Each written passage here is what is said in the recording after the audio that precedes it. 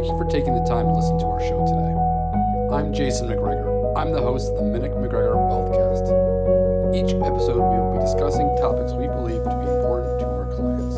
And welcome to our podcast this week. Cory, good morning. Good morning. Welcome to our weekly Wealthcast. I'm Jason MacGregor. I'm your host. I'm the co-owner here of MacGregor Wealth Management. Cory, how are you? Good afternoon, doing well. Cory's certified financial planner here. And as usual, we've got what we think is an interesting topic to talk about. And today we're going to be talking about all things beneficiaries. A little bit of a morbid thought because beneficiary designations kick in when someone has passed away. But, I think it's inevitable. Cory, you're holding out hope that Elon Musk comes out with a new technology. Okay. Yeah, good luck with that. That might pose a whole bunch of other problems, but let's work with what we have today, which is the importance of beneficiary designations. So I think we'll start out by talking about retirement accounts. Sure. Okay. So when I say retirement accounts, I'm talking about IRAs, Roths, 401ks, 403bs. Your comps. Yeah, deferred comp. Yeah. So your basic retirement account. So very simply, when you establish those accounts, you are required to name someone or something as a beneficiary. That's been the case forever, and that's what people do. That's right. And many times in the 401k or deferred comp, when it's that type of retirement account, not an IRA, but a 401k, 403b, deferred comp, you're forced to make your spouse, if you're married, the primary beneficiary, or you have to get them signed off with somebody else. That's right. So pretty common, you make your traditional situation is you name your spouse as the beneficiary, the primary beneficiary. If you're married and have children, or if you have children, oftentimes they are the contingent beneficiary. Yeah, I think that's probably maybe the one big miss is that most people put a primary beneficiary to somebody, usually their spouse or somebody, but missing out on the contingents. And the contingents are just as important because if you travel quite often with your primary beneficiary, and if the plan goes down, accidents happen. Yeah, yep. You want to make sure you have the contingent that kick in, that if you both pass away at the same time, the contingents get the money. Sure. We should say we're normally optimistic people usually with a sunny outlook, but yes, we'll talk about these tragic events today. And if you can't laugh about it, well, you have to laugh at yourself a little bit. So primary beneficiaries, contingent beneficiaries, know that contingent beneficiaries can be updated. They can be changed at any time. It requires typically a signature. Yep. Okay. So when we know here with our clients, our primary custodian is Charles Schwab. You can update some of this stuff online. We've got paperwork. So give it some thought. Oftentimes the contingent beneficiaries are the children or the grandchildren. A lot of parents want to make them equal, so you can do different percentages. People coming out of your life, so that can be that's a moving target sometimes. And just the public service announcement is just verify this once in a while. Things happen like divorces. Sure. Okay. So you've been married for a long time. You've got your spouse as the beneficiary of your 401k. You're no longer married. You're divorced, and something happens to you. And if you didn't change your beneficiary, that's what you want, great. But if you are dating someone else or someone else is in your life that you want to leave their money, but they're not your spouse and you have an updated beneficiary, the ex gets the money. So we've seen it just not frequently, but that's the reminder. Now, pretty basic when it comes to retirement accounts. Sure. Let's talk about the non-retirement accounts. This is the individual, the joint brokerage account, bank accounts. Sure. Any options there? Because in my mind, that's what the will covers, right? Yeah. If you have a will, that covers everything other than retirement accounts. That's right. Correct. So when you're setting up an IRA or setting up a 401k, many times they require you to put down someone's beneficiary. And when you open up an individual account, a brokerage, or a bank account, it's optional. And what I mean by optional is if you just open an account and you walk away, there's no beneficiary to that account. If you pass away, it's whatever your will says the money goes to. Sure. You actually do have an option And that option is called a transfer on death, a TOD. Sure. So it's basically a beneficiary to those accounts. Yeah, so not as well known, somewhat popular in the banking industry. I've seen that for many, many years on bank accounts.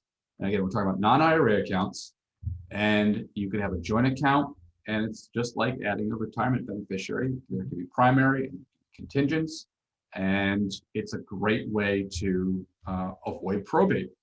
People sometimes are concerned about their assets being probated, which can be costly and/or time-consuming. Right. So the TOD, or transfer on death designation, does avoid probate. That's a very nice feature. Yep. Any other benefits, so to speak? The benefits of a TOD is it's usually quicker to access the money. It's not just probate, but once the banker or once the investment advisor, once they get the death certificate, legally speaking, it's that person's money at that point. There's no fuss. It's theirs at that point. So it is quicker to access the money for the beneficiary. Sure. So you and your wife don't have kids right now, so I'm assuming I'm the beneficiary. I'm assuming you've set me up as TOD. So you and your wife tragically pass away. I could walk into your local bank or in your investment firm and produce a death certificate, produce my ID. It may have only been a couple days since your passing, and the money is mine. That's right. And it's clean, simple, and no fuss, no muss. And we usually recommend when you have a bank account with a sizable or not, it's typically free just to add a TOD designation to your bank account, to your checking account, to your savings account, and it just makes things clean. The thing to be wary of is that a TOD, and frankly, beneficiaries and retirement accounts, they supersede the will. So if your will says everything goes to Bob down the street, but your TOD says your spouse gets it, guess who gets the money? The spouse gets it, not Bob. That's right. So you want to look for those inconsistencies, Yep. right? And your will doesn't have to be aligned with TOD designation. So this is a great situation where you may have an investment account that you want to leave towards, let's say, a grandchild or some grandchildren. So you put TOD designations on that money, but your will, which covers your house, personal property, everything else that doesn't have a beneficiary designation, goes to your adult children. So it's a nice way to simply pick and choose which assets get passed to different people. Yeah, I think that's a not so uncommon thing that a client will come in, they'll want to open up a few $1,000 account, and they'll make the beneficiaries the grandchildren. That's right. Knowing that money is theirs, and if the client passes away, the grandchildren do it. So this falls under the beneficiary designation, whether it's TOD, part of the retirement account. Things to keep in mind is it's always revocable. You can change it. Yes. I've been doing this for a long time, and we do get phone calls periodically from clients who say that such and such child has annoyed them, and they want to change the beneficiary, and then they call back 6 months later and say, okay, I want to change it back. So whether it's a TOD or a retirement account, it is revocable and can be changed. Come up with the different percentages. It's not something that you can usually set and forget. It's something you should probably update. And the other thing we'll talk about is you want to coordinate this with your attorney. You have various investment accounts, you have various bank accounts. If you've done some other trust work with your attorney, maybe it's an irrevocable trust, or it's a revocable trust, and you have some specific wishes. You just want to make sure that your advisor and the accounts are coordinated. You do update your beneficiaries on your retirement accounts and joint and individual accounts, non-IRA accounts, with your advisor, with your banks. You typically don't get your lawyer involved to do that, but there should be some coordination. Yeah, just think about it this way: if you're going to a lawyer and the lawyer says, let's get a trust, and you situate a trust for children or grandchildren. If you never change the beneficiaries of your accounts, remember, they supersede the trust. Right. So the IRAs and the brokerage accounts, the bank have all these beneficiaries, and it goes to this person, but you want the trust to go to these people at these certain ages. They aren't working together. Right. And so you will need to update the beneficiaries in your accounts for this new trust work that you're doing with your attorney. And when you get into more sophisticated legal advice, obviously that's when you bring in the estate planning lawyers. Updating your beneficiaries. It's pretty straightforward from our perspective, but we're not lawyers and not in the business of creating trusts and, advising on legal matters, but that's where the coordination of advisors is always very, very key. Any downsides? Can you think of any situations where having a TOD designation on all your accounts might be detrimental or maybe not be good? In terms of downsides, one case would be, and I think you brought this up the other day, would be if you have your, let's say you have your checking account, a TOD designation to the kids, and you pass away. It's on all your accounts. Yes, on your accounts. So technically speaking, your kids, the beneficiaries there, could just grab that money and go. It's quick. It's theirs. Funeral's over. Yeah. They've got that of it. They walk into the institutions. They're the rightful owners. Yeah. Okay. So the example is, husband's, by themselves living in a house, passes away, or the house is in a trust, or everything's got beneficiaries. And, the neighbor is the executor of the estate, and the kids have taken all the money as they rightfully can. And the executor's job is then to close the estate, right, i.e. sell the house. And the house is sitting there for 6 months while it is trying to be sold, and someone's got to take care of the property and pay the taxes and utility bills.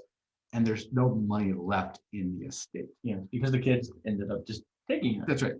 And it's not a judgment statement, but they're legally allowed to do that. That's right. But having all your accounts set up with beneficiaries and TOD designations, I frankly, I've heard lawyers talk to me about that situation before. So that is the caveat.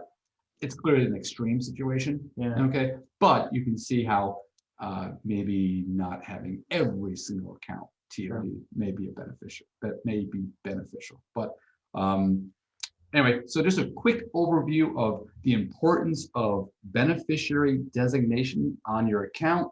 If you haven't heard of TOD designations, transfer on debt is available on banks, investment accounts, non-IRA accounts. And as a reminder, if it's been a long time, review the beneficiary designations, especially on those old workplace retirement accounts. Maybe it's from 3 jobs ago.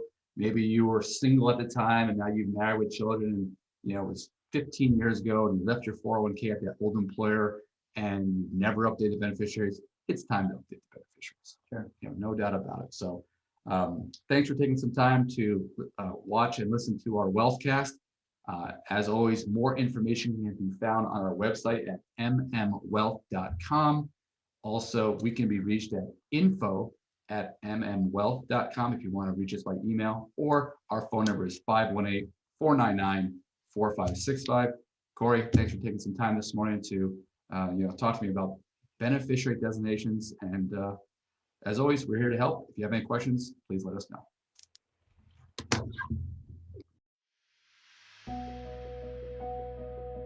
MacGregor Wealth Management is registered as an investment advisor with the SEC and only transacts business in states where it is properly registered or is excluded or exempted from registration requirements. SEC registration does not constitute an endorsement of the firm by the Commission, nor does it indicate that the advisor has attained a particular level of skill or ability. Information presented does not involve the rendering of personalized investment advice and should not be construed as an offer to buy or sell or a solicitation of any offer to buy or sell the securities discussed. Different types of investments involve varying degrees of risk, and there can be no assurance that any investment or strategy will be suitable or profitable for an investor's portfolio. There are no assurances that an investor's portfolio will match or outperform any particular benchmark. All investment strategies have the potential for profit or loss. Past performance may not be indicative of future results. The tax and legal information contained in this podcast is general in nature. Always consult an attorney or tax professional regarding your specific legal or tax situation.